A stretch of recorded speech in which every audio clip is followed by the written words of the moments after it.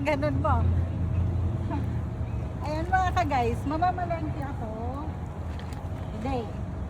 Today, hindi ito na mamalengke. Mabibili lang ako somewhere down the road. So, sa huli po ng video, ipapakita ko po yung pangalan ng store. So, huhulaan mo ulit natin kung ano yung pangalan ng store. For 500 pesos each winner. Mayroon po tayong dalawang winner. Each 500. So, pag nandito ka naman, ang price is $10. $10!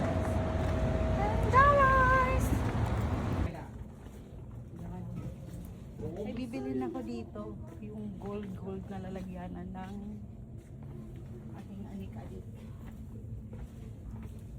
Gold. Kasi mas mura siya dito.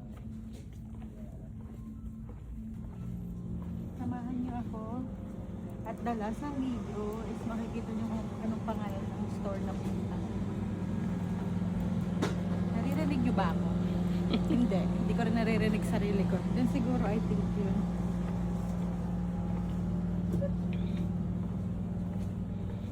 Kung ano-ano na naman nakikita. Dam ko na naman nakikita.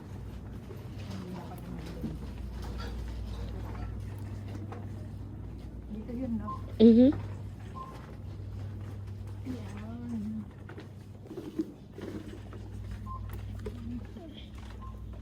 I think hindi dito, sa kabila. Baka dito. Dito. Yan, pili na kayo. Mara, pinamimigay mo ba Pili yan? na kayo mga suki. Mga suki. Dito yan, mga pinibili yung mga pang-decoration. Mura lang siya dito. Parang lang din yata. Yeah, she called me like yesterday and I believe so. Ayun yung sa taas. Taas naman. Yun, so nakita ko ng ganito. Pero dalawa lang. Dalawa na lang. Nalagay ko to sa budget. Nalagay ko ng mga anik-anik. Tangkad mo, di ba? Yeah, naka-high heel ako eh. Mura lang to dito, tingnan mo, $125.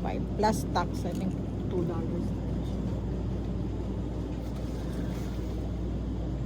Mas maganda yung isa. Oo, kaya lang dalawa na lang.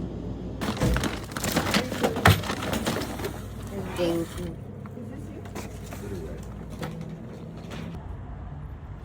Ayan, ang pangalan ng store mga be.